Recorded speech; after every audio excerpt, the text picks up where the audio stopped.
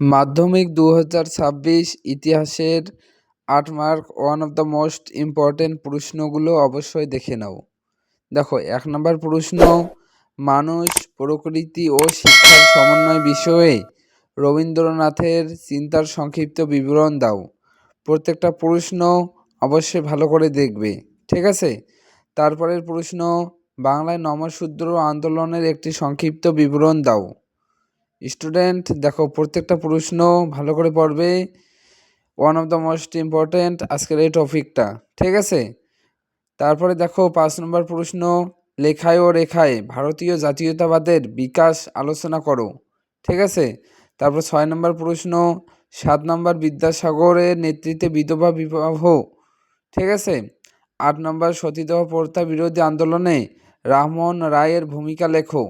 প্রত্যেকটা প্রশ্ন অবশ্যই ভালো করে দেখবে, ঠিক আছে। তারপর 9 নম্বর সভা সমিতির যুগ বলতে কী বোঝো। 10 নম্বর বারদৌলি আন্দোলনের একটি সংক্ষিপ্ত বিবরণ দাও। এই আন্দোলনের কি কৃষকদের স্বাক্ষর রক্ষার সমর্থন হয়েছিল, ঠিক আছে।